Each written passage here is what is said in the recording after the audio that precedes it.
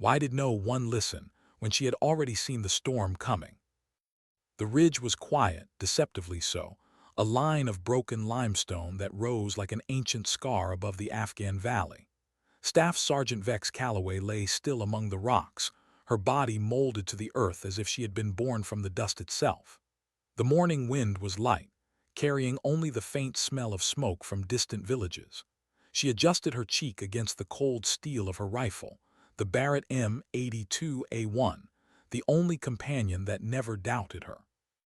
Through her scope, the world narrowed to glass and reticle, to numbers and calculations, to a silence that waited for thunder. Below her, 32 Marines prepared to sweep the valley floor. Their camouflage patterns moved like slow shadows, unaware of what waited in the dry riverbed. She had warned them. She had spoken clearly in the briefing room with the map spread out before officers who barely looked her way. She had counted the fighters, tracked their positions, watched them carry ammunition crates under moonlight. She had seen the ambush taking shape day after day, but she had been told to stand back. Back up, overwatch. Secondary, observe, not act. Her finger traced the edge of the trigger guard without pressing it. Patience, her grandfather's voice whispered from somewhere long ago. Patience is what separates a hunter from the hunted. She tried to breathe with the mountains, slow and even. She tried to keep the anger buried deep. But the truth was harder to silence. In less than an hour, men she knew, boys, really, would walk into a trap because someone in rank refused to believe her. Lieutenant Colonel Hayes. She could still see his face from the briefing room that morning, lips pressed thin in disdain, eyes dismissing her before she'd even spoken. He had called on Captain Rodriguez, nodded at Staff Sergeant Morrison, handed out assignments with the weight of authority. And then, when she finally raised her voice, he had let the whole room watch her drown in silence. "Back up, overwatch," he had said, like a sentence.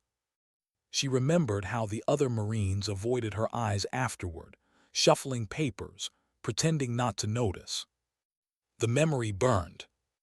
Yet beneath the frustration lived another voice, quieter, steadier, the voice of her grandfather, Clayton Callaway, the man who taught her to shoot on Montana mornings when the frost still clung to the grass.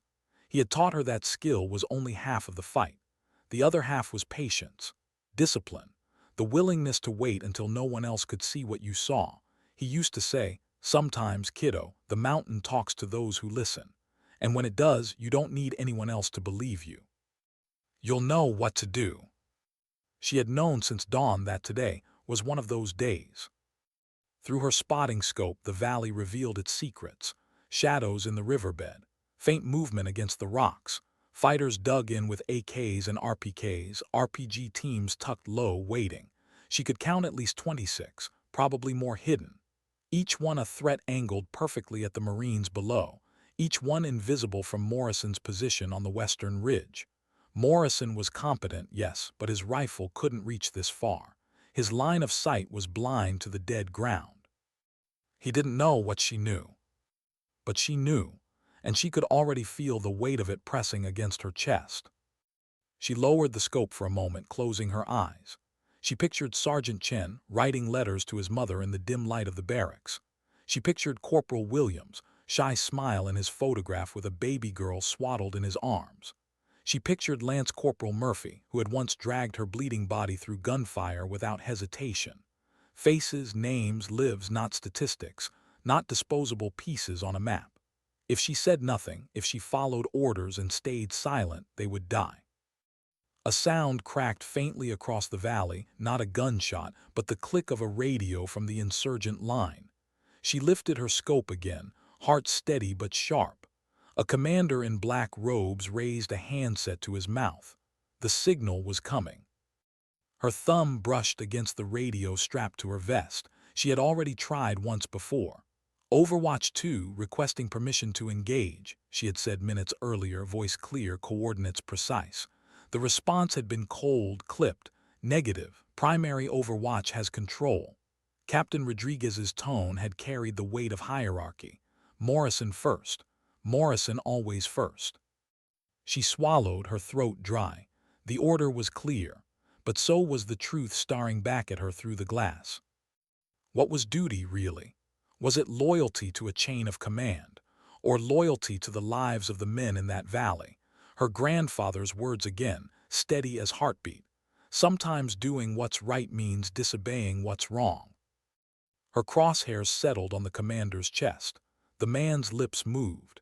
His hand began to rise. She exhaled slowly, every muscle in her body remembering the rhythm of 1,000 training shots. Gravity, distance, wind, humidity. The numbers lined up in her head like quiet prayers. She knew exactly where the round would land. She knew exactly how much time she had before 32 Marines would be swallowed by fire. The trigger was cool under her finger. She didn't move yet, not until the last possible breath, not until there was no choice left. And then she squeezed. The Barrett's thunder broke the ridge. The recoil slammed her shoulder, familiar, almost comforting. The bullet cut through 1,400 meters of silence in less than 2 seconds. In her scope, she watched the commander stagger backward, radio falling from his hand. The man crumpled before his fighters could even register what had happened. She didn't wait. Her reticle snapped to the RPG gunner crouched low, weapon angled toward the Marines. Another breath, another trigger pull. The second shot cracked across the valley, tearing through the gunner's chest before he could fire. Chaos erupted. Fighters panicked, breaking cover, unsure where death had come from. Muzzle flashes sparked as they fired wildly, revealing their positions. Morrison's rifle finally joined the chorus, but it was Vex who had ripped open the enemy's plan. She cycled her bolt, chambered another round, and breathed into the scope. Calm, precise, calculated. One by one, she dismantled the ambush. A machine gun nest silenced. Another RPG team cut down before they could reload. A runner with extra ammunition dropped in the dirt. Each shot an answer to the question Hayes had refused to hear. Each shot a statement. She had seen them all along. Radio chatter crackled in her ear, Marines shouting, moving, finding courage in the unseen guardian above. Captain Rodriguez's voice cut through. Overwatch 2, continue engaging. Outstanding shooting. For the first time, they weren't dismissing her. For the first time, they were trusting her eyes, her hands, her voice carried not through words but through the thunder of a rifle. Still, the conflict churned inside her. She had disobeyed a direct order. Hayes would come for her after this. Paperwork, consequences, maybe even a ruined career. But as she tracked another target, as she watched Chen's squad push forward into cover they never would have reached without her shots, she knew what mattered. Lives mattered, not rank, not prejudice. Her grandfather's voice again, warm and steady. A Marine's first duty isn't to rank. It's to other Marines. The fight below raged on. The Marines pressed forward. The Taliban line fractured under the weight of precision fire. Vex stayed still on the ridge, heart steady, scope alive. She was no longer the dismissed girl in the briefing room.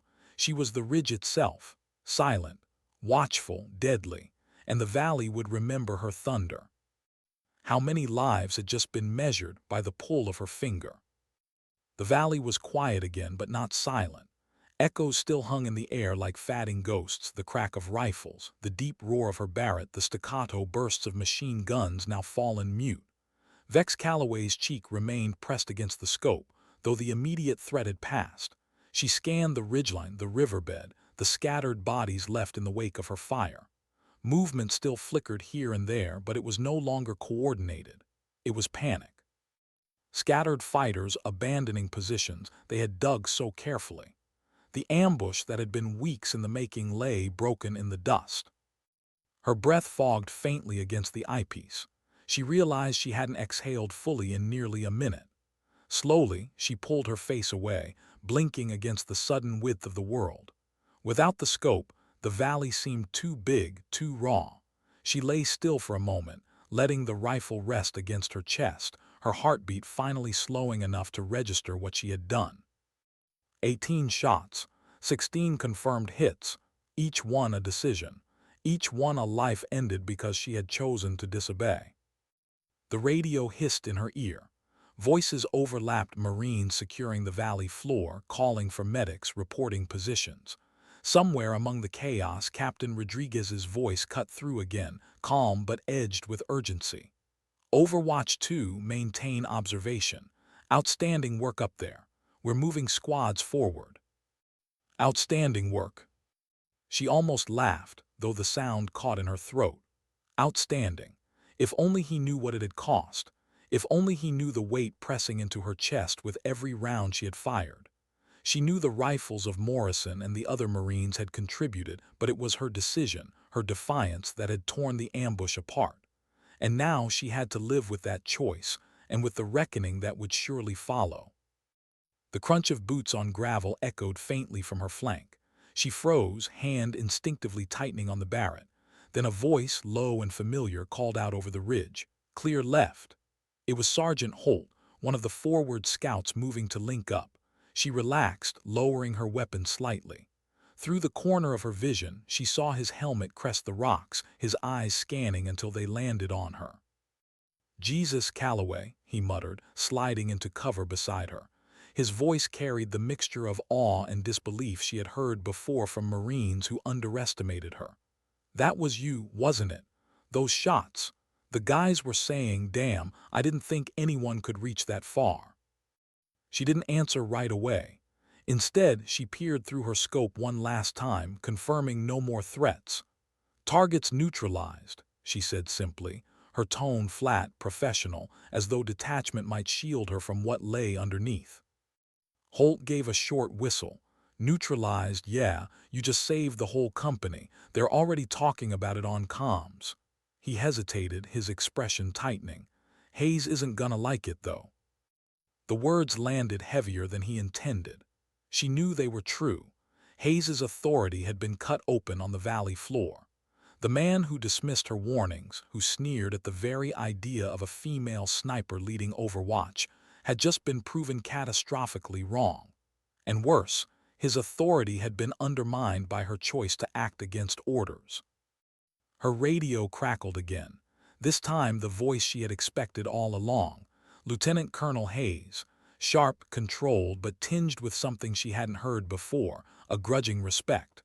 "Overwatch 2, report to my position for immediate debrief." The line went dead. She let the words hang in the air. Report for debrief. The sound of chains clinking behind the phrase was impossible to miss. She thought of her career, of the years of clawing for credibility in a corps that measured her worth against her hair and her silence. Was it all about to end on this ridge? Was this the moment when everything she had fought for would be stripped away because she had chosen lives over obedience? The thought twisted in her gut. She had trained harder than anyone. She had endured the sneers, the offhand comments, the doubts that wrapped around her like barbed wire. She had done it all because she believed in the Corps, in duty, in service greater than herself. But in this moment she couldn't shake the truth. Her loyalty had been to those men in the valley, not the man with the silver oak leaf on his collar. She gathered her gear slowly, methodically. The Barrett slid back into its case, the scope detached, each piece treated with reverence. Packing the rifle always felt like closing a chapter. Today, it felt like closing an entire book. Holt stood as she slung her pack. "You did the right thing," he said softly, almost as if trying to convince himself as much as her. "Don't forget that." Her eyes met his, calm but unflinching. "The right thing isn't always the easy thing," she said. Then she turned and began the long walk down the ridge. The descent was slow, the loose rocks shifting under her boots. The valley stretched wide and scarred below, dotted with Marines securing positions, dragging sandbags, checking bodies. Some looked up as she passed, their eyes following her, a few even offering nods of respect. She kept her gaze forward. She didn't want their gratitude yet. She wasn't sure she deserved it. By the time she reached the command post, the sun had climbed higher, painting the mountains in harsh light. Lieutenant Colonel Hayes stood near the radio tent, arms folded, expression unreadable. Captain Rodriguez and Morrison flanked him, their faces tight with the kind of anticipation that carried more weight than battle itself. "Staff Sergeant Callaway," Hayes said as she approached. His tone was clipped, but it lacked the contempt she had grown used to. He studied her in silence for a long moment. She stood at attention, back straight, helmet tucked under her arm, waiting. Finally, he spoke. Your tactical assessment was correct. Your actions today prevented a catastrophic ambush. The words hung there, heavy, almost reluctant. She could hear Morrison shifting beside him, then stepping forward. His voice was rough but sincere. I owe you an apology, Vex. Your position had the better angle. I should have listened when you raised it in the briefing. Rodriguez nodded, his eyes steady on her.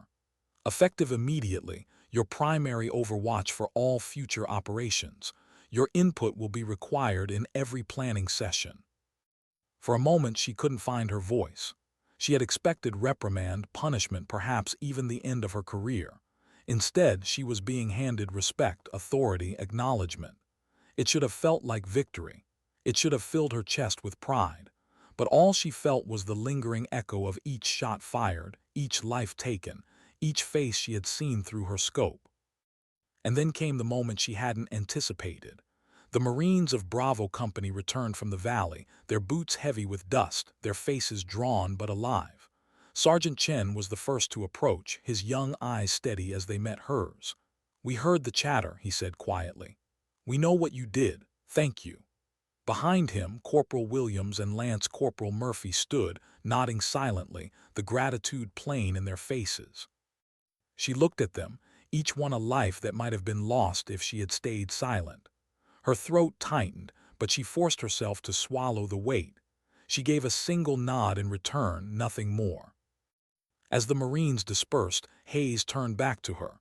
Debrief in 1 hour, he said simply, then walked away. She stood there still as stone, the sun burning down, the ridge looming behind her. Holt's words echoed again. You did the right thing. Maybe she had. But as the dust swirled around her boots, she wondered if the right thing would ever feel light enough to carry. Why did the walk to the debrief tent feel heavier than the ridge itself?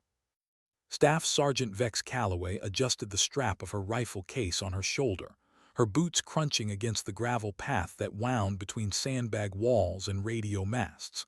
The forward operating base was alive with noise, Marines shouting coordinates, medics checking the wounded, the faint grind of a generator humming somewhere behind the command post.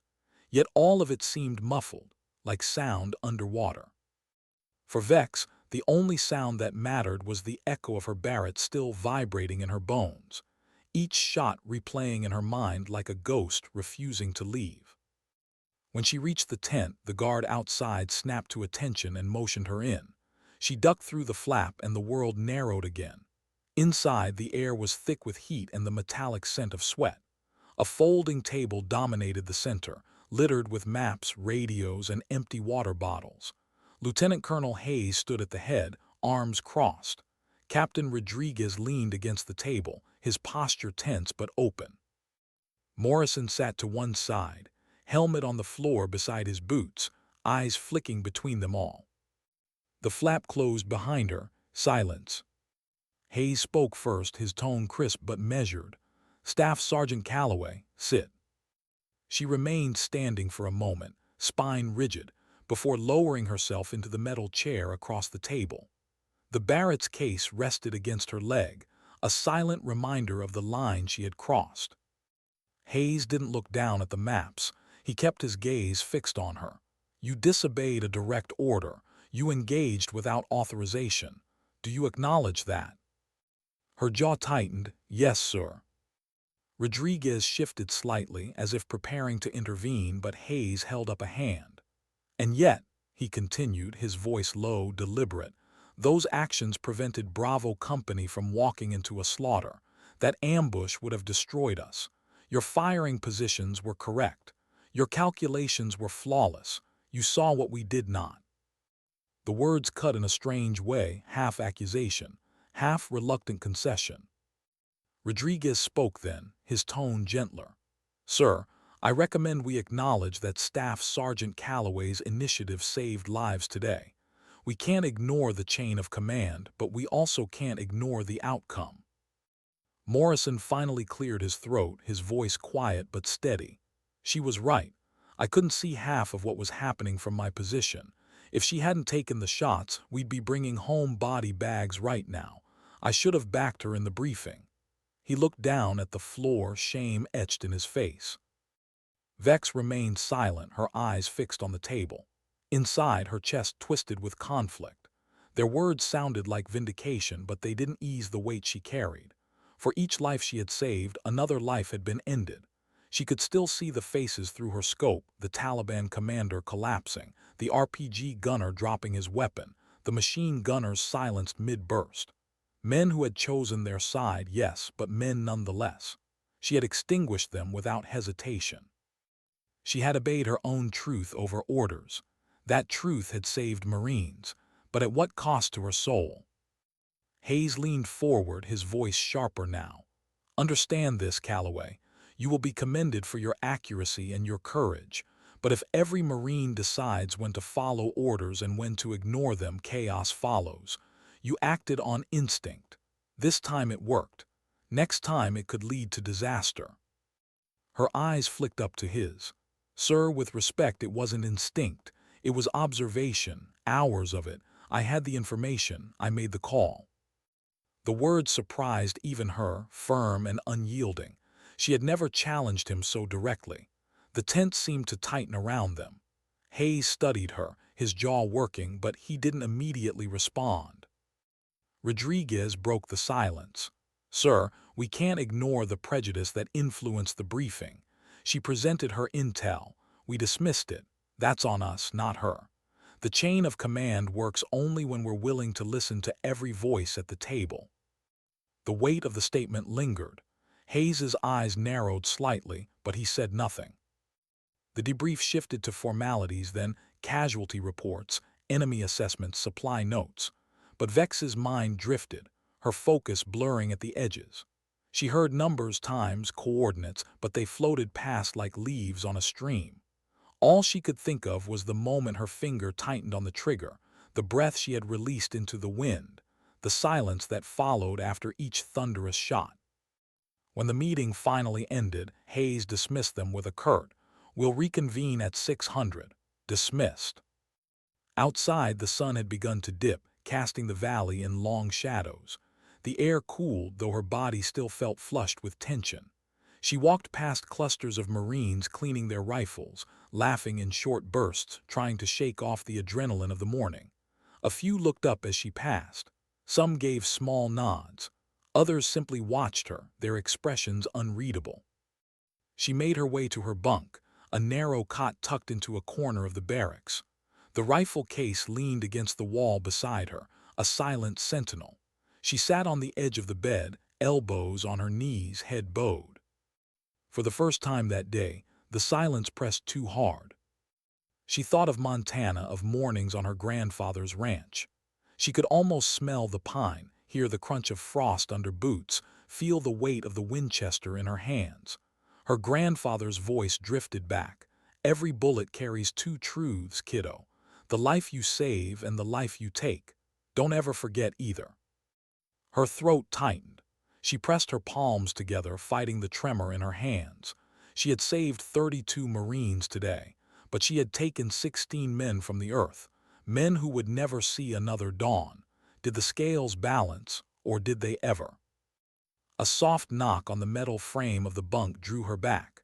She looked up to see Murphy, the young Marine who once dragged her to safety when shrapnel tore through her shoulder. He stood awkwardly in the doorway, shifting his weight. "Hey," he said quietly, "the guys, we just wanted to say thanks. We wouldn't be here if you hadn't, you know." He trailed off, scratching the back of his neck. "I don't know if anyone ever says this to you, but we trust you, out there.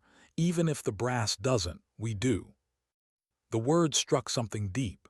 She searched his face, young and tired, sincerity written clear. She nodded once, unable to form more. He gave a small smile, then disappeared back into the hallway. Alone again, she exhaled slowly. Trust. That was what mattered. Not the medals, not the reprimands, not the politics of rank. Trust between those who lived and died together. It was fragile, but it was everything. She lay back on the cot, staring at the canvas ceiling above her. The echo of the Barrett still lingered in her bones. She wondered how many more echoes her life would carry before it was over. She wondered if she would ever stop counting the faces. Sleep didn't come easily. When it did, it brought dreams of the ridge, of crosshairs and shadows, of her grandfather's voice calling her name from the mountains. She woke before dawn, the call to morning briefing pulling her back into the rhythm of duty. But as she laced her boots and shouldered her pack, one truth settled quietly inside her. Dignity doesn't always speak in rooms filled with rank and maps. Sometimes, dignity acts in silence, through the thunder of a rifle, through the choice no one else was willing to make. And today, that silence had been hers. Why did respect feel like another battlefield, one she wasn't sure she wanted to fight on? The morning air inside the command tent was stale, thick with the smell of dust and sweat-soaked uniforms. A new map stretched across the table, pins marking villages, supply routes and strongholds scattered through the valley system. Around the table sat officers and staff, their voices a low hum of strategy and logistics. And for the first time since deploying, Staff Sergeant Vex Callaway sat not at the edge of the room, but at the table itself. Her chair scraped faintly against the floor as she settled in, eyes fixed on the map before her. She felt the weight of stares from around the table, Morrison's steady but uneasy glance, Rodriguez's subtle nod of support, Hayes's inscrutable gaze that flicked to her and then away again. It was as if her presence demanded acknowledgement, yet none dared to linger too long. Enemy activity has shifted eastward, Rodriguez began, pointing to a cluster of ridgelines along the map. Interrogation of captured fighters suggests resupply convoys moving through this corridor. If true, it's a lifeline for their operations. We cut it, we starve them out. Murmurs of agreement circled the room. Hayes stood rigid, his hands folded behind his back, his voice cut through like a blade. We'll conduct another sweep. Same strategy, clear and secure. Vex felt her jaw tight. She leaned forward, her finger tracing the contour lines on the map. With respect, sir, sweeping won't work. Not here, look at this choke point. She tapped a narrow pass where ridges funneled into a dry riverbed. If I were them, I'd stage heavy weapons here. That's dead ground again.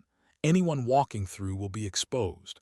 If they've learned from yesterday, they'll bait us into thinking it's clear before springing the trap. The room quieted. Her words hung heavy, each officer weighing whether to trust the sniper who had already broken rank once. Hayes's face remained unreadable, but he didn't interrupt. Morrison finally spoke, his tone even. She's right. The angles from the west won't cover that approach. We'd be blind again. Rodriguez leaned on the table, his eyes on Vex. What's your recommendation, Staff Sergeant? The question startled her, though she didn't show it. This was the moment her grandfather had prepared her for, when silence would no longer protect, when she had to step into the space no one offered before. She inhaled slowly, steadying her voice. Split overwatch, she said. Morrison holds the western ridge again. I'll take the eastern bluff here. The Barrett's range can cover the choke point and extend beyond into the valley. If they set up interlocking fire like last time, I'll see it first. Our infantry can move under protection instead of into a blind spot. Silence again. Hayes's eyes narrowed slightly, but he gave no objection. Rodriguez nodded, his decision clear. Approved. Callaway on eastern overwatch. Morrison west. We move at 500. It was done. Her voice had carried weight, her judgment had shaped the mission. And yet, as the officers moved on to logistics, she felt no victory. Only the same gnawing question she carried since yesterday. How many more lives would she measure through her scope? When the meeting adjourned, she stepped out into the pale morning sun. The base stirred with preparation, Marines loading magazines, checking radios, strapping gear to Humvees. Dust swirled with each boot that pounded the hard ground. Vex paused near the edge of the compound, watching them. These were the men she was sworn to protect, the ones who trusted her without question even if the chain of command hesitated. Chen passed by, offering her a small nod. His young face carried a kind of quiet pride, as if he already believed she would be there watching over him. Murphy followed, flashing a tired smile. Each gesture added weight to the invisible burden pressing on her chest. Later, as she cleaned her rifle under the shade of the barracks awning, Morrison approached. His steps were hesitant, his voice softer than she'd ever heard it. "Callaway." She didn't look up, focusing instead on running the cloth along the Barrett's barrel. "Morrison." He shifted uncomfortably before speaking. "Look, I know I've been dismissive, I shouldn't have been. Yesterday proved that. You saved us all. I wanted to say I trust you, out there." The word surprised her more than the apology itself. Trust was a currency not freely given among snipers. She met his gaze finally, reading the sincerity in his eyes. "Thank you," she said simply. Then she returned to her rifle because words were still harder than actions. Night fell quickly over the valley. Stars burned sharp in the clear Afghan sky. Vex lay awake on her cot, her mind restless. She thought of her grandfather again, his lessons echoing across years and miles. Patience, observation, the weight of taking life. Every shot must mean something. But what meaning did yesterday hold? 16 dead, 32 saved. Was that balance? Or just numbers she used to keep from drowning in guilt? She closed her eyes, but sleep refused to come. At 4:30, she was already on her feet, gear packed, rifle strapped to her back. The air was cold, the kind of cold that sharpened the senses. The Marines moved in silence, each step toward the convoy another reminder of what waited in the dark ridges beyond. By the time she reached the eastern bluff, the first light of dawn was spilling across the horizon. She settled into position, her ghillie suit blending with the jagged rock. Through her scope, the valley stretched open, wide and waiting. She adjusted her elevation, dialed the windage, checked her ranges again and again until the numbers etched themselves into her mind. Her radio crackled faintly with Morrison's voice. "Overwatch West in position." She keyed her mic. "Overwatch East set." Her voice was calm, steady, betraying none of the storm inside. Then the Marines began their movement.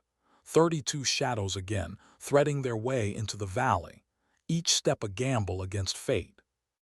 Her eyes swept the choke point.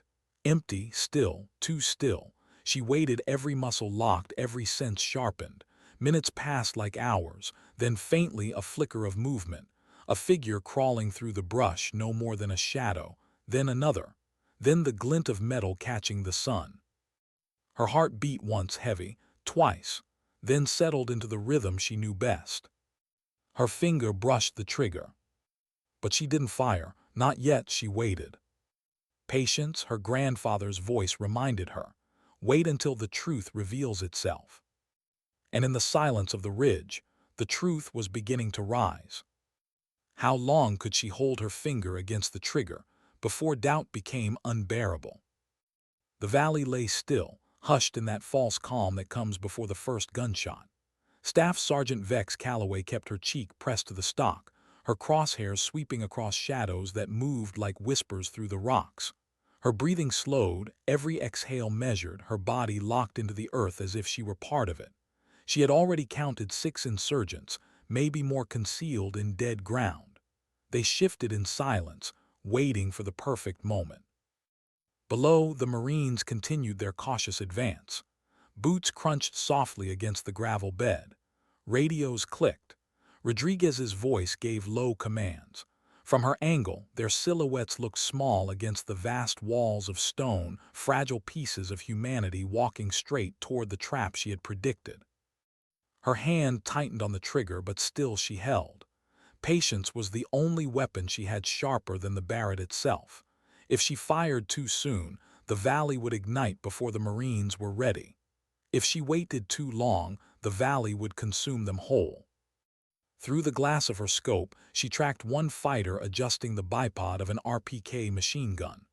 Another lifted an RPG tube, angling it toward the narrow path below. Her stomach twisted, but her finger refused to move. Not yet. Her radio hissed softly with Morrison's voice. "Overwatch West. I've got movement, multiple contacts, permission to engage." His tone carried the edge of urgency. Vex keyed her mic, her whisper steady. Negative, wait. A pause, then Morrison's reluctant, copy. The seconds dragged. Sweat pooled at the base of her neck despite the cool morning air. Her heartbeat felt louder than the faint rustle of insurgents shifting into position. She thought of Chen again, of Williams, of Murphy. Their lives beat inside her chest like second heartbeats. Her grandfather's voice drifted back from Montana winters, calm and unshakable. Wait until they show their hand. Don't waste your bullet on shadows. The first shot must matter more than all the rest. And then it happened. The commander stepped into view. Not the same man she had killed yesterday. This one was taller, leaner, his keffiyeh wrapped tight around his face. He raised his arm, hand poised to drop. The signal. Vex exhaled, the world collapsing to the narrow space of her reticle. She squeezed. The Barrett thundered. The round ripped through the stillness, and the commander dropped before his arm completed its motion. Chaos exploded instantly. Fighters scrambled, muzzles flashed, the ambush revealed itself in a storm of gunfire. RPGs fired wildly, rockets streaking into the valley walls. Machine guns roared, bullets slicing the air. But her restraint had bought precious seconds, seconds that meant everything. The Marines below dove into cover, their formation tightening. Morrison opened up from the west, his rifle cracking in rapid rhythm. Vex cycled her Barrett, chambering another round, eyes scanning for the next critical threat. She found it, the RPG team reloading behind a boulder. She adjusted for wind, squeezed, and the Barrett roared again. One man crumpled, the rocket tube clattering uselessly to the ground. Her radio filled with frantic voices. We're pinned. Incoming fire, 3 o'clock. Suppress and move. The chaos of battle pressed in, but Vex shut it out. Her world was math and breath, scope and trigger, one target at a time. She shifted left, saw a machine gun nest lighting up the valley floor. She fired. The nest went silent. Another fighter darted toward the ridge with ammunition. She fired. The man fell. But for every target she struck, more poured from hidden caves, shadows multiplying against the stone. She knew the valley better than most now, but even she hadn't predicted the depth of their network. The Marines were outnumbered 3-1. Overwatch East status. Rodriguez's voice cracked through the radio. Engaged. Multiple positions neutralized, she answered, her voice calm even as her pulse hammered. Rodriguez didn't ask if she was disobeying orders again. He didn't need to. He knew. A rocket exploded near the lead squad, shrapnel slicing into the air. Dust swallowed the formation. Vex's stomach clenched, but her scope remained steady. She saw the gunner responsible, reloading for another shot. She didn't think. She fired. The Barrett thundered and the man collapsed backward, lifeless. Minutes stretched into eternities. Each shot was a choice, each pause a torment. The Marines pressed forward under cover of her fire, inch by inch carving survival out of certain death. Morrison's voice rose over the comms, calling targets, coordinating fields of fire with her. For the first time, it wasn't competition. It was trust. Still, doubt gnawed at her edges. Each enemy she struck down left another face in her memory, another ghost etched into her conscience. She had told herself she was saving lives. She believed it. But in the quiet between shots, the question loomed. How much of her soul was she trading away with each pull of the trigger? Her grandfather's voice again. The hardest part isn't pulling the trigger, kiddo. It's carrying what comes after. The firefight dragged on for 23 minutes. When the last shots faded, the valley reeked of smoke and spent gunpowder. Silence fell, broken only by the ragged breathing of Marines over the radio. Clear, came Morrison's voice, weary but certain. Rodriguez's tone carried raw relief.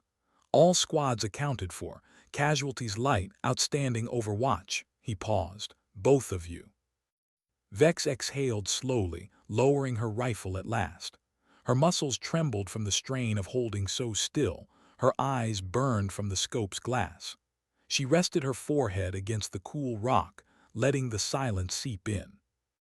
But inside there was no silence, only the weight of restraint, the storm of guilt and relief, the echo of 16 more lives ended because of her. When she finally rose from the bluff, her legs felt heavy, her shoulders aching from recoil. She began the descent into the valley where Marines were regrouping. Their eyes turned to her as she approached, eyes wide, grateful, alive. Some gave nods, some clapped her shoulder as she passed. Murphy's voice reached her through the dust. "You held off until the last second. How the hell did you wait that long?" She met his gaze, her expression unreadable. "Because waiting was the only way to keep you alive." The words hung between them, heavier than gunfire. Murphy gave a slow nod, understanding enough not to press further. By the time she reached the command post, the sun was high, its heat pressing down on the valley like judgment. Hayes stood waiting again, his face hard to read. He said nothing as she arrived, only gave a curt nod before turning back to Rodriguez. But Vex didn't need his words anymore. She knew what she had done. She knew the Marines who had survived would carry her silence in their own way.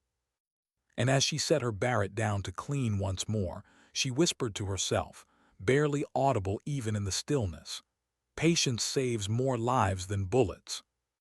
But patience, she knew, was also what left the deepest scars. Why did silence after battle always feel louder than the storm itself? The valley was cleared, but no one felt victorious. Dust hung in the air like a veil, catching sunlight in heavy, golden shafts. Marines sat slumped against rocks, canteens in hand, their eyes hollow from adrenaline spent. Corpsmen tended to scrapes and shrapnel wounds, murmuring quiet reassurances.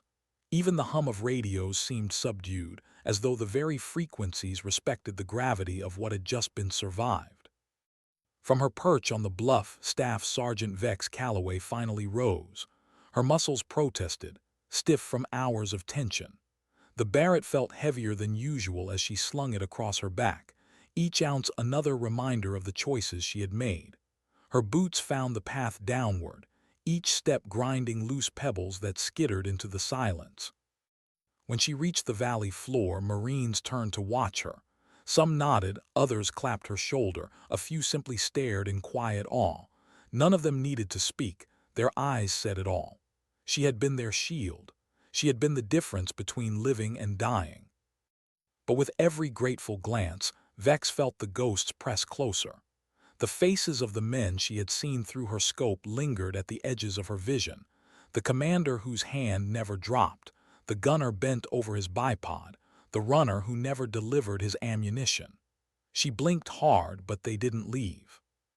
Rodriguez met her halfway, his face streaked with dust and fatigue.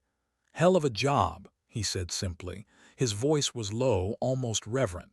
"We'd have lost half the company without you." She nodded once. "We didn't lose anyone today." His eyes softened. "That's because of you." He hesitated, then added, "Don't let Hayes make you doubt that." Her gaze flicked past him toward the command post where Hayes stood, speaking quietly with Morrison. His posture was rigid, arms folded, his jaw tight as though caught between grudging respect and simmering conflict. Later, when the sun began to dip, she was summoned again. The debrief tent loomed like a courtroom, the flap swaying faintly in the warm breeze. Inside, Hayes stood waiting. Morrison sat quietly, Rodriguez beside him. Maps lay spread across the table once more, but no one looked at them. "Staff Sergeant," Hayes began, his voice low, measured. "Your actions today saved Marines. Again, that fact is not in dispute." He paused, his gaze cutting into her. "But I need to ask you something. Do you ever think about the faces in your scope?" The question struck like a blow. Her throat tightened. "Yes, sir." "How many?" His tone was flat, almost clinical, but his eyes searched hers with something deeper. Not contempt this time, but curiosity, maybe even unease. She swallowed hard. 32 Marines alive because of my trigger, 22 fighters dead because of it. Hayes studied her, his silence heavier than accusation. Finally, he said, "A Marine's duty isn't to keep count, Staff Sergeant. It's to complete the mission. Her jaw clenched. With respect, sir, if I stop counting, I stop caring. And if I stop caring, I'm no better than the men we fight. The tent seemed to still. Morrison shifted uneasily. Rodriguez's eyes flicked between them. Hayes's face remained unreadable, but something flickered in his gaze, not agreement, not quite disapproval, but recognition of a truth he hadn't wanted to hear. He leaned back slightly. You carry that weight, Callaway, heavier than most. But remember this, when the weight breaks you, it doesn't just break you. It breaks the Marines who depend on you. Don't let the ghosts take you out of the fight. His words lodged deep. Not comfort, not warning, but a strange mix of both. The meeting ended without further ceremony. Outside, night had fully fallen, the stars burning sharp against the Afghan sky. Vex walked slowly toward her bunk, each step heavier than the last.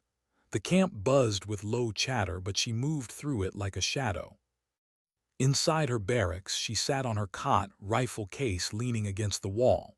She opened it, running her fingers along the cold steel of the Barrett. The weapon had become more than a tool, it was a mirror, reflecting back both her strength and her torment. Every shot fired was etched into it like scars. Her mind drifted again to Montana, to mornings with her grandfather. She remembered one winter hunt, the snow thick, visibility low. She had lined up on an elk across a frozen field, her hands trembling from the cold. Her grandfather had stopped her, placing a steady hand on her shoulder. Not every shot needs to be taken, kiddo. Sometimes the harder choice is to wait, to let life walk away. Remember that. She wondered now if she had forgotten, or if in this place, waiting meant sacrificing lives she couldn't bear to lose. Sleep evaded her again. Instead, she sat in the dark, listening to the distant hum of generators, the occasional crack of laughter from outside, the faint whisper of wind through the valley. The ghosts didn't speak, but their presence filled the room. She closed her eyes, whispering to herself, "Patience saves lives, but patience kills too." The next morning brought new orders. Convoys were moving deeper into the valley. Intelligence suggested the Taliban would retaliate after 2 failed ambushes. The risk was higher now. Vex's role wasn't in question anymore. She was listed as primary overwatch without hesitation. Her voice at the table carried weight. But respect didn't lighten the burden, it made it heavier. As she prepared her gear, Chen approached, standing awkwardly at the edge of her bunk. He held a folded piece of paper in his hands. "I write my mom every week," he said softly. "Wanted you to know this week I'll tell her we made it home because of you." Her chest tightened. She took the letter without unfolding it. "You don't need to do that." "I know," he said, his voice steady, "but I want to." Then he turned and left. She stared at the folded paper, her reflection faint in the ink smudges. She tucked it into her vest, her throat too tight to speak. When dawn broke, she was already on the ridge again. The Barrett rested against her shoulder, the scope aligned with the horizon. The valley spread wide, waiting. Marines moved below, unaware of how fragile their lives were, how easily the balance could tip. Her finger brushed the trigger, not in readiness to fire, but as if seeking comfort. The weight of duty pressed against her chest, heavy, unrelenting. She whispered to herself, the words drifting into the wind. Sometimes dignity doesn't speak, it simply waits, and when it acts, the world remembers. But even as she spoke them, she wondered, how much longer could she carry the ghosts before they remembered her instead? How much more could one soul endure before the cracks became visible? The dawn broke pale, stretching light across the jagged ridges like a blade. Staff Sergeant Vex Callaway lay prone on the eastern overlook, her Barrett nestled against her shoulder, her body a silhouette of stillness against the stone.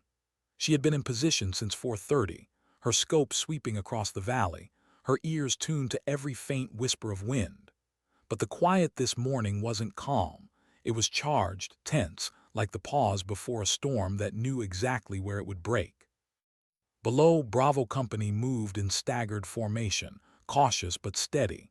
Their boots left shallow prints in the dust, Their radios hissed with clipped commands. They trusted her eyes, her rifle, her judgment.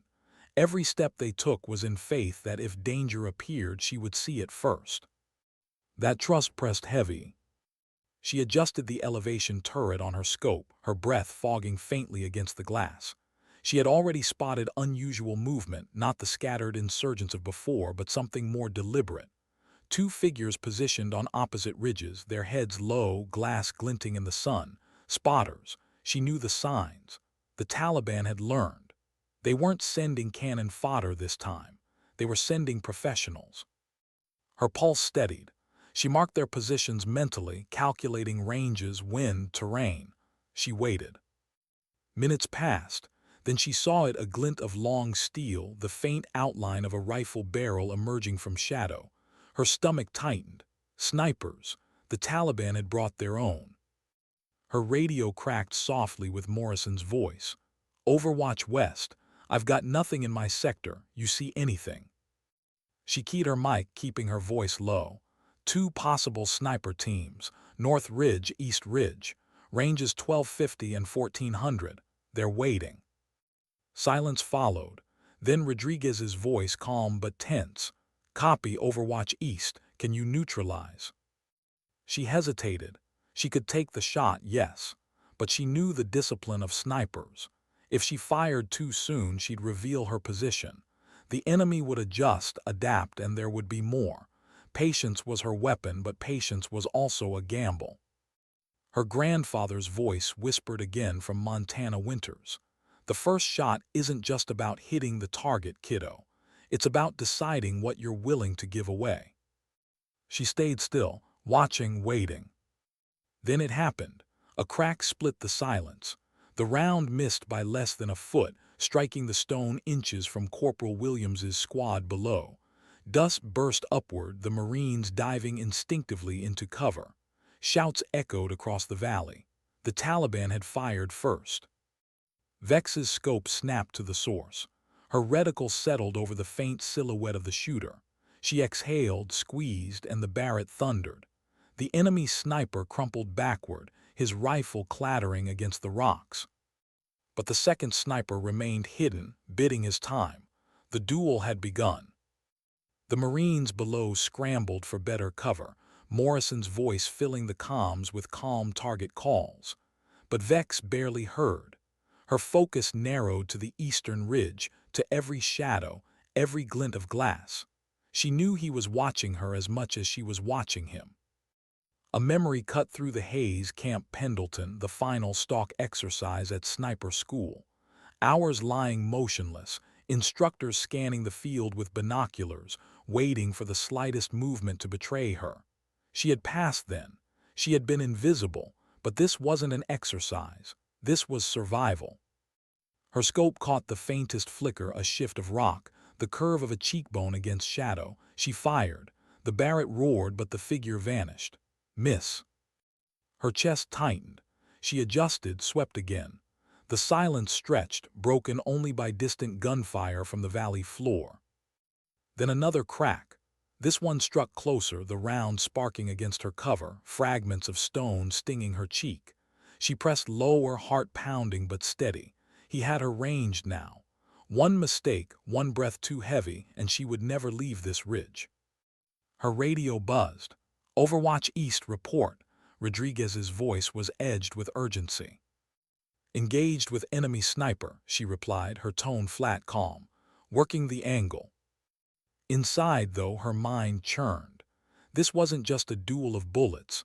It was a duel of patience, of nerves, of willpower.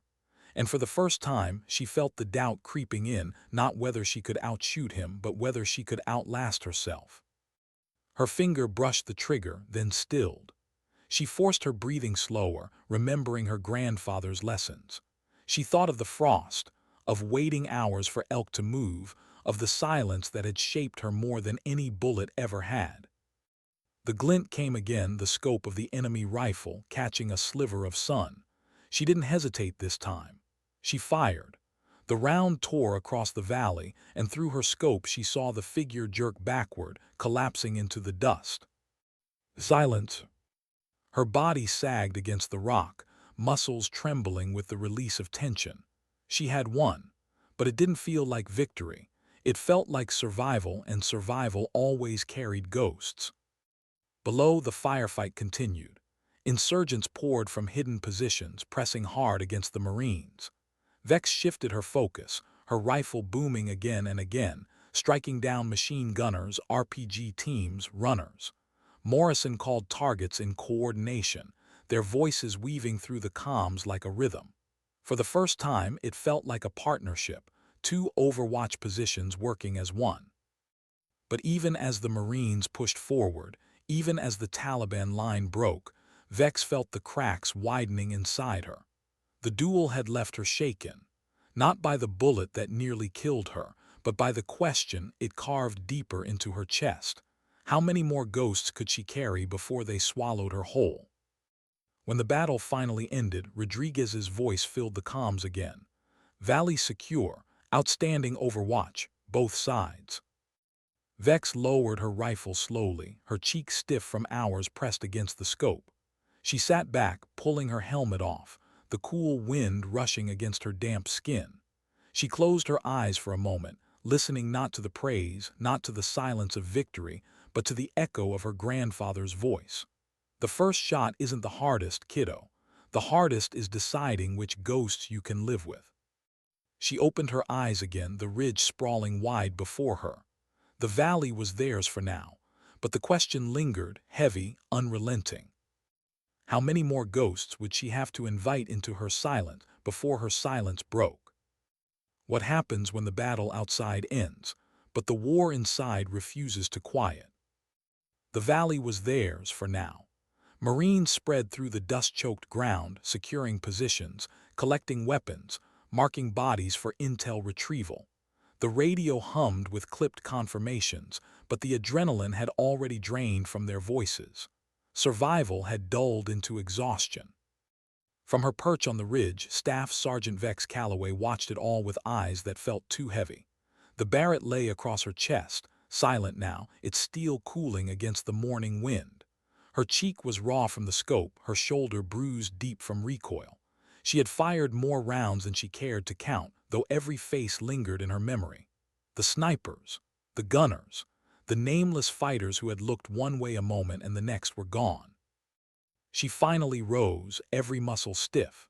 The descent felt longer this time, her boots sliding against loose gravel, her balance steady but her mind scattered. When she reached the valley floor, Marines turned toward her again. This time, their looks weren't just gratitude, they were reverence, the kind reserved for someone who had stood between them and death itself. Murphy approached first, his face streaked with dust, his eyes burning with something deeper than relief. "You saved us, again, twice in a row now. I don't even know how to thank you." She shook her head. "Don't just make it home, that's enough." He gave a small nod, but she saw it in his face, the belief that no thanks would ever measure up to what she had done. And that belief pressed harder against her chest than any dismissal ever had. Later at the command post, Hayes stood waiting. The lines on his face seemed deeper now, carved by more than sun and dust. He studied her as she approached, his arms folded, his voice quieter than before. "Callaway," he said, her name not a sneer this time but an acknowledgement. "I've misjudged you. Your discipline, your skill, they've saved this battalion more than once. I won't deny that." He paused, the silence stretching. "But I worry about the weight you carry. You can't save them all, and if you try, it will break you." The words hung in the air. They weren't a reprimand, they weren't praise either. They were something rarer, concern. Vex held his gaze. "Sir, I don't save them all, I just save the ones I can." For a long moment, Hayes said nothing. Then he nodded once, curt but respectful. "Debrief in 1 hour." The meeting later blurred for her, coordinates, intelligence, new operations. None of it settled. Her mind was elsewhere, replaying the crack of enemy rifles, the thunder of her own. She heard her grandfather's voice louder than the officers. "The hardest part isn't the pull, kiddo. It's the memory that never leaves." When she finally left the tent, the sun was sinking low, spilling red light across the mountains. Marines clustered in small groups, talking quietly, some even laughing, trying to push back the weight of what they had lived through. Chen approached, a folded letter in his hand. "Wrote my mom again," he said softly. "Told her about today too. Told her there's a sniper up on the ridge who won't let us fall." Her throat tightened. She took the letter without looking at it. "Chen," she stopped, searching for words that wouldn't come. Finally, she managed, "Just make sure she knows you're alive, that's all she needs." He nodded, slipping away. She stood alone, the paper trembling in her hand. She tucked it into her vest, next to the first one he had given her. 2 letters now, reminders of lives her silence had preserved.